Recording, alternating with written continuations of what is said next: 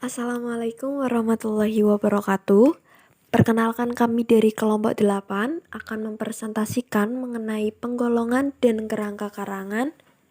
Sebelumnya perkenalkan nama saya Meilita Nurmalasari dengan NIM 2621091 dan rekan saya Fatimah Husnah Sariroh dengan NIM 2621080 dan Rahmat Ramadan dengan NIM 2621085. Untuk konsep dasar yang akan kita pelajari pada presentasi kali ini yaitu yang pertama, apa saja jenis-jenis penggolongan kerangka karangan. Yang kedua, apa definisi kerangka karangan. Yang ketiga, bagaimana cara membedakan macam-macam kerangka karangan. Yang keempat, bagaimana cara merumuskan sebuah kerangka karangan berdasarkan sebuah topik dan judul. Dan yang terakhir yaitu bagaimana cara mengembangkan sebuah kerangka karangan untuk skripsi.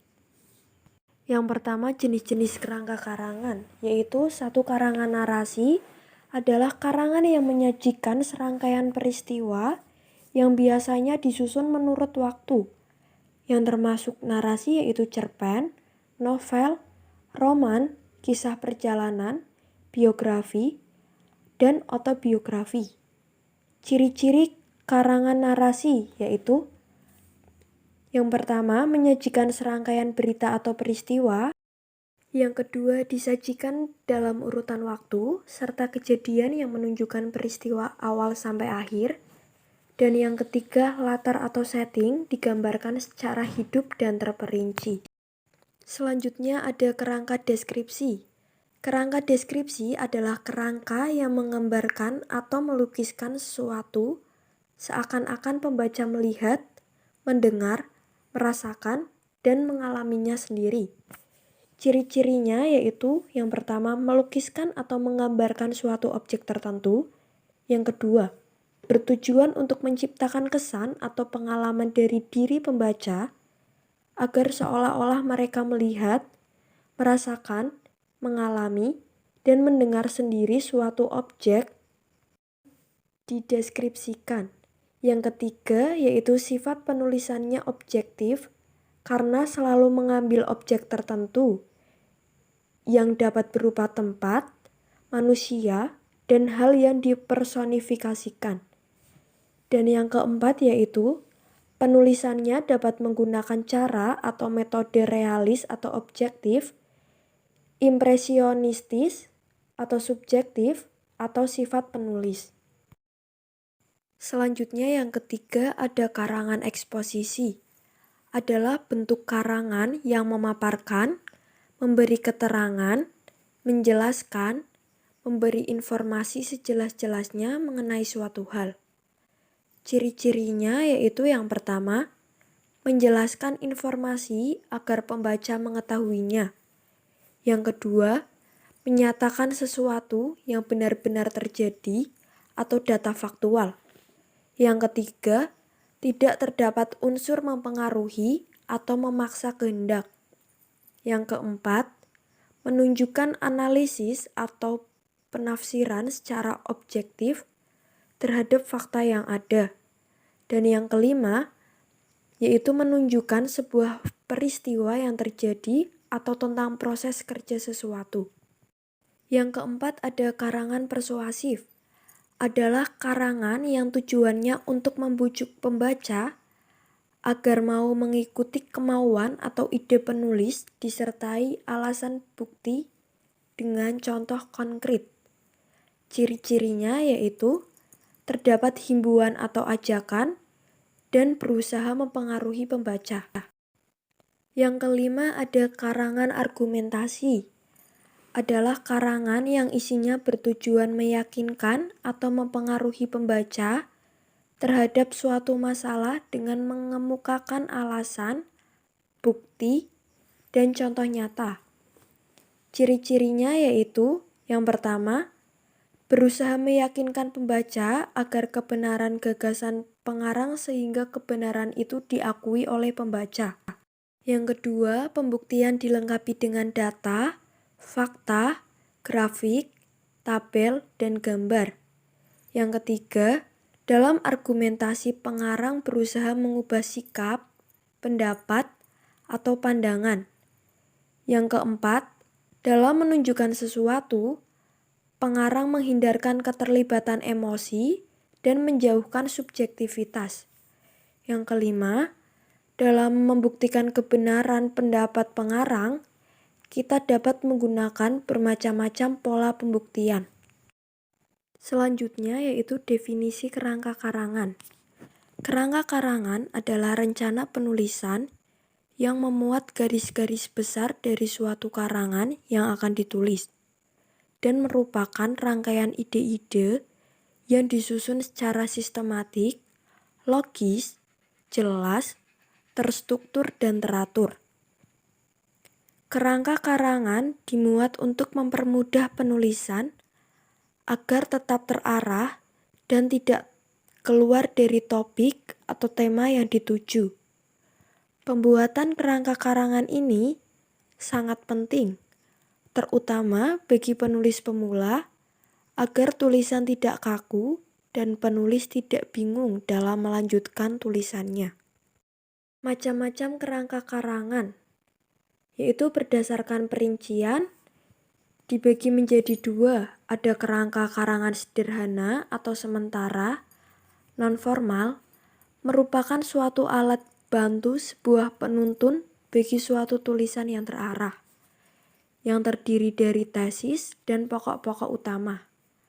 Dan yang kedua yaitu kerangka karangan formal. Kerangka karangan yang timbul dari pertimbangan bahwa topik yang akan digarap bersifat sangat kompleks atau suatu topik yang sederhana, tetapi penulis tidak bermaksud untuk segera mengerjakannya. Yaitu yang kedua berdasarkan perumusan teks, yaitu ada kerangka kalimat. Kerangka kalimat menggunakan kalimat deklaratif yang lengkap untuk merumuskan setiap topik atau subtopik. Misalnya, pendahuluan, latar belakang, perumusan masalah, dan tujuan. Manfaat menggunakan kerangka kalimat yaitu yang pertama, memaksa penulis untuk merumuskan topik yang akan diuraikan. Yang kedua, perumusan topik-topik akan tetap jelas. Yang ketiga, kalimat yang dirumuskan dengan baik dan cermat akan jelas bagi siapapun, seperti bagi pengarangnya sendiri. Kerangka topik. Kerangka topik dimulai dari perumusan tesis dalam sebuah kalimat yang lengkap dan menggunakan kata atau frase. Kerangka lebih baik manfaatnya dari kerangka topik. Tetapi, kelebihan kerangka topik adalah lebih jelas merumuskan hubungan-hubungan kepentingan antara gagasan. Selanjutnya, rumusan sebuah kerangka karangan berdasarkan sebuah topik dan judul. Yang pertama, topik karangan.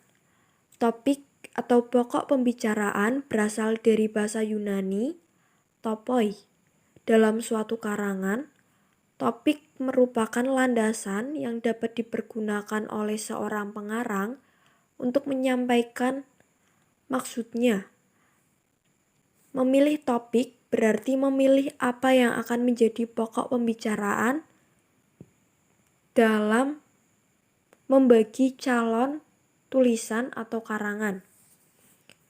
Topik dapat diperoleh dari berbagai sumber, seperti pengalaman, pendapat atau penalaran, pengamatan, dan penyelidikan terhadap sesuatu, baik yang akan dilakukan sendiri di lapangan atau melalui buku-buku dan karangan-karangan lainnya. Dari bermacam-macam hal yang dijadikan topik tersebut, seorang pengarang dapat menyusun karangan dalam bentuk kisahan atau narasi, perincian atau deskripsi, paparan atau eksposisi, dan bahasan atau argumentasi. Memilih topik. Maka hal-hal di bawah ini perlu dipertimbangkan untuk memilih topik, antara lain, topik harus menarik perhatian penulis, topik dikenal atau diketahui dengan baik. Topik yang dipilih sebaiknya tidak terlalu baru, tidak terlalu teknis, tidak terlalu kontroversial, bahannya dapat diperoleh, topik dibatasi ruang lingkupnya. Setelah memilih topik, yaitu ada pembatasan topik. Di atas telah dipaparkan bahwa yang pertama-tama harus diusahakan dalam penulisan karangan ialah pokok pembicaraan atau topik yang tegas, bukan judul yang menarik. Penulisan karangan harus memulai dengan topik yang cakupannya terbatas dan mudah dipahami. Topik yang terlalu dan luas dapat mengakibatkan uraian menjadi kabur dan tidak terarah. Paling tidak, topik yang terlalu umum dan luas tidak memberikan kesempatan membahasnya secara mendalam. Sebaliknya, topik yang terlalu sempit akan bersifat sangat khusus dan tidak banyak manfaatnya, kecuali jika melaporkan hasil suatu studi kasus. Kedua, ada judul karangan. Sebagai kepala karangan, judul memiliki kedudukan yang sangat penting karena judul harus mampu menarik perhatian pembaca.